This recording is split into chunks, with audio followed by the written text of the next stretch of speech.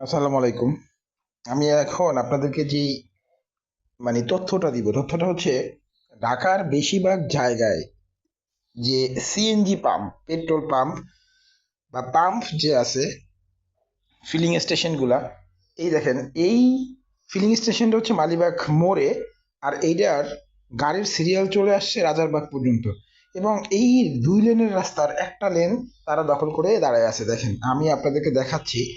এই হচ্ছে ঢাকার ফিলিং স্টেশনগুলোর অবস্থা। তারা শুধু ওই ফিলিং স্টেশন না, ফিলিং স্টেশনের চারপাশে যত জায়গা আছে সব তাদের দখলে থাকে।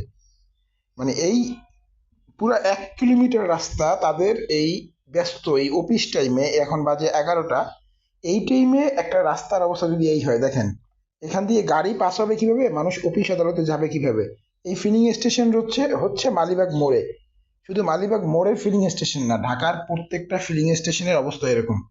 তারা রাস্তার একটা লেন সবসময় তাদের এই জায়গা দখল করে তারা এই ফিলিং স্টেশনগুলোর গাড়িগুলো এভাবে দাঁড়াই থাকে।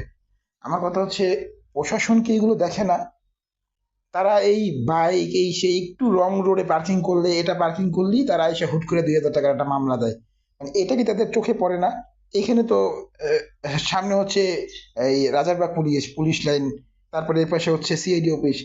এদের চোখে কি এগুলো পড়ে না? যে এই এই অবস্থা দেখেন, মানুষ যাতায়াত করতে পারতেছে না, মানুষ যাইতে পারতেছে না।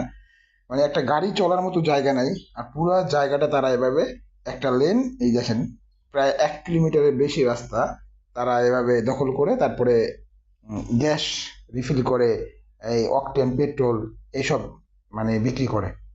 এই হচ্ছে অবস্থা। এগুলা নিয়ে কথা বলা, এগুলা দেখার মানে দায়িত্ব কারো নাই। এই পুলিশেরও নাই, কারো নাই। অথচ মোটরসাইকেল, সিএনজি বা অন্য একটা গাড়ি অল্প একটু ভুল হলেই এরা 2,000, 3,000, 4,000 টাকা একটা মামলা দেয়। অথচ এখানে তারা 2-1.5 কিলোমিটার রাস্তা এভাবে দাঁড়াই থাকে। এই যে দেখেন কি অবস্থা। এখানে তাদের মামলা দেয়া, এটা নিয়ে কথা বলা বা এটার প্রতিবাদ করার মতো কেউ নাই, দেখার মতো কেউ নাই। শুধুমাত্র দেখার মতো আছে যে বাইকার, সিএনজি, যারা এই দিনমজুর আছে, যারা এটা দিয়ে জীবিকা নির্বাহন করে, এদের দেখার মতো আছে। এই যে বড় বড় রাঘব বোয়াল, এদের ব্যাপারে কথা বলার মতো কেউ নেই। দেখছেন কি অবস্থা? এই পুরো জায়গাটা এরা দখল করে রাখছে। যদি মানে এদেরকে কিছু কেউ কিছু বলতো তাহলে হয়তো বা ভালো হইতো।